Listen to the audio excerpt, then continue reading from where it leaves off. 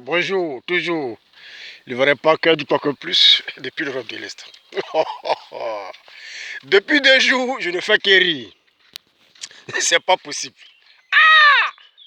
Non, Charles Blé Goudé, tu vas me tuer.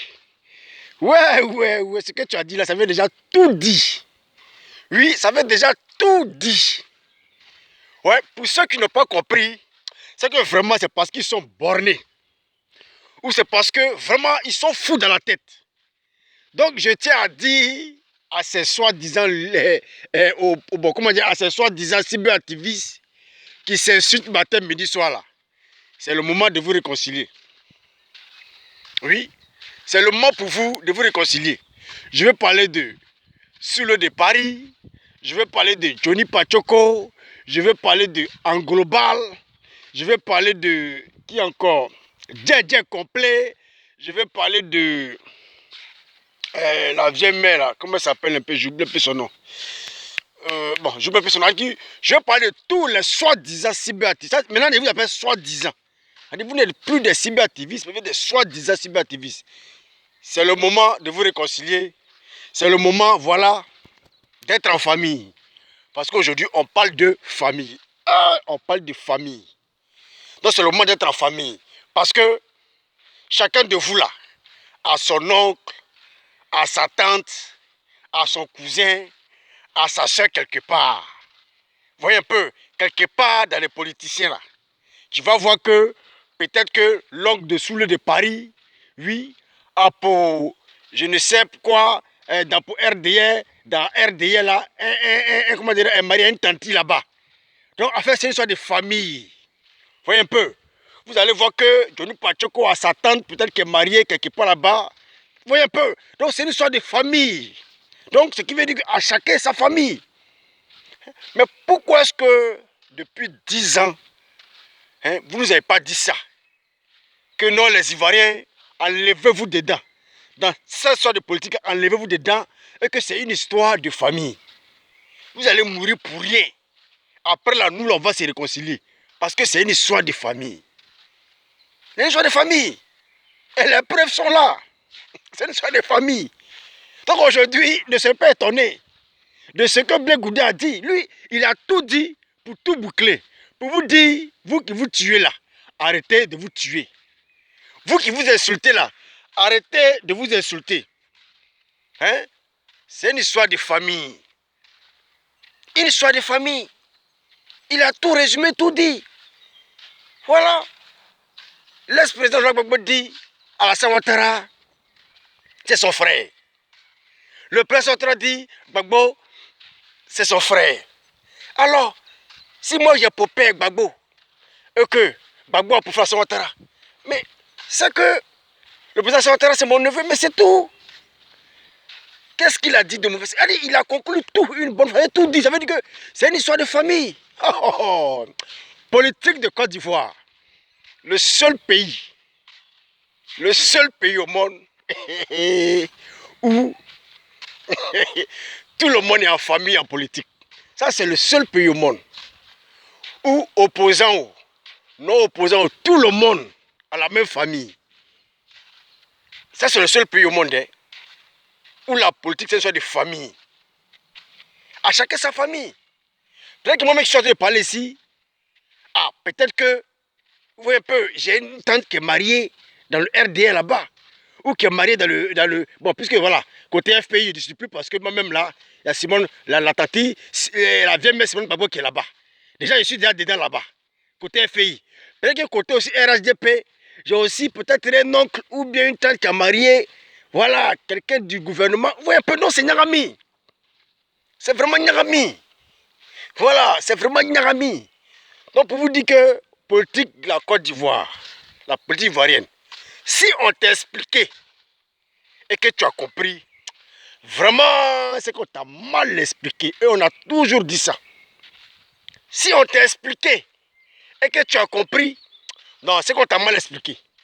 C'est ce que ça veut dire. C'est ce que ça veut dire. Donc je pense que moi, en tout cas, politique, j'ai mis à côté parce que depuis fort longtemps, moi j'ai compris. Voilà, j'ai compris que politique Côte d'Ivoire, c'est Nyarami. Voilà, c'est une histoire de famille. une histoire de neveu, une histoire de cousin, une histoire de tante, une histoire d'oncle, une histoire de père et de papa. C'est déjà compris. C'est déjà compris. Donc, moi, j'interpelle les uns les autres. Ce n'est plus la peine de passer votre temps à faire politique inutilement. Ce n'est plus la peine de passer votre temps vraiment à vous entretuer, à vous casser la tête, à vous insulter. Il est temps, grand temps, de vous réconcilier. C'est tout. Voilà. Il est grand temps de vous réconcilier. On va avancer. Puisque ce sont des familles. Au pouvoir, là, ce sont des familles.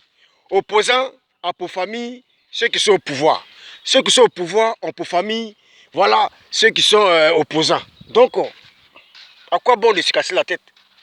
À quoi bon de faire la politique? Ce qui veut dire qu'il n'y a plus d'opposants en Côte d'Ivoire. C'est une histoire de famille. Chacun pense à son ventre. Hein, c'est la famille. Voilà. C'est la famille. Donc, je pense qu'il faut, c'est pas la peine de se fatiguer. C'est le moment de se réconcilier et que bon, le pays avance. Voilà. Maintenant, mon deuxième sujet, je voudrais parler à Guy Côte d'Ivoire. Guy Côte d'Ivoire, toi, dans l'épisode sur moi, on est mal dans la tête. Parce qu'il n'y a pas longtemps, tu as eu à dire non, parce que je n'ai pas de travail, si je n'ai pas de boulot, je quitte le RHDP. Oui, effectivement, tu as quitté. Mais je suis bien étonné que encore, tu reviens dire encore que non, je demande pardon au RHDP. Bon, je ne sais pas si toi, vraiment, tu as un problème. C'est pas si toi, tu as un problème. Quelque chose que tu vomis et après, tu remanges encore. Mais vraiment, c'est dégueulasse. C'est vraiment dégueulasse. Parce que toi, vraiment, tu n'es plus crédible. Je sais pas. Non, je sais pas. Parce que toi, la tête, là, ça ne fonctionne pas. C'est comme on le dit toujours, ceux qui sont gros, grands bêtes, là. Ils sont gros, grands, ils sont bêtes, là. La preuve, tu le demandes par A plus B. Gaï, prends contact avec moi. Voilà, je vais t'envoyer à Bengue. Tu vas essayer de faire les petits jossis ici pour te prendre au moins les 1500 euros, 1800 euros. C'est encore mieux, quoi. C'est encore mieux que de passer ton temps, voilà, à vociférer sur Facebook et puis ne rien gagner. Il faut un peu aller à gauche, à droite, à gauche, à droite, et puis toujours pleurer là. Gaï, il ne faut pas compter avec moi, voilà, je vais faire tes papiers, tu vas venir, peut-être être éboueur ici, ou peut-être nettoyer, peut-être, je peux dire, la route. Tu vas prendre tes 1500 euros. Hein, combien c'est euros d'abord? 1500 euros, pas moins d'1 million.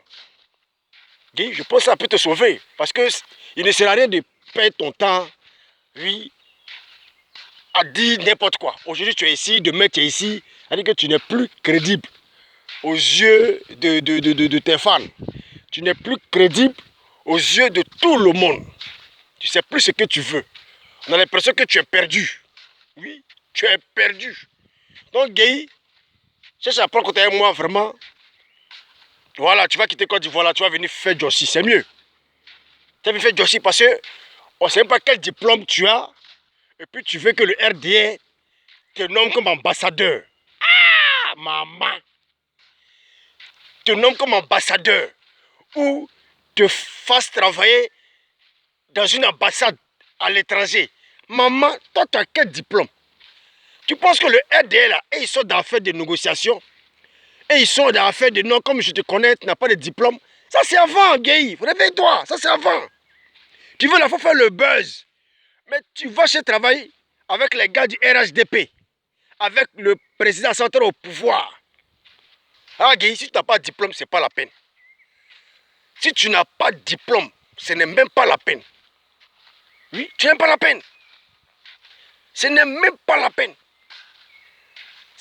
Tu penses que tous ceux qui sont autour du président, c'est parce que ceux-là, ils ont étudié, Guy. Ils ont des gros diplômes. Oui, ils ont des gros diplômes étudiés. C'est des gars qui ont étudié dans les grandes écoles. C'est des gars qui ont travaillé. C'est des gars, le président a vu leur travail. C'est vrai qu'ils sont du RHDP. Oh, mais c'est des gars qui sont diplômés. C'est vrai que beaucoup de dit, on dit non, ils prennent seulement les djoulas, mais les djoulas même qu'on prend là, mais c'est des diplômés. Je dis la vérité, c'est des djoulas diplômés. C'est des djoulas diplômés. Ils sont diplômés. Ça veut dire que le président ne travaille pas avec n'importe qui.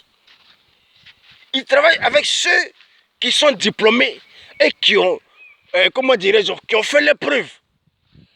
Toi, tu peux te lever un matin parce que, bon, d'après toi, tu es une star sur les réseaux sociaux, sans diplôme, on doit te prendre pour aller te mettre dans une ambassade quelque part là-bas en France, ou quelque part, je ne sais où, en Tunisie, quelque part au Maroc. Ou... Pourquoi? Parce que tu es un blogueur, parce que tu apportes comme mon RHDP. Depuis que tu es parti là, même là, ça change quelque chose au RHDP. Je rappelle que même tu m'as parlé que tu es revenu encore. Bon, en tout cas, ton cas là, ça c'est un cas vraiment... Je ne sais pas pourquoi je parle de ça, parce que vraiment, c'est n'importe quoi. Yay, on va te faire venir en Europe, tu vas faire Jossi. C'est encore mieux. Tu auras au moins 1 million.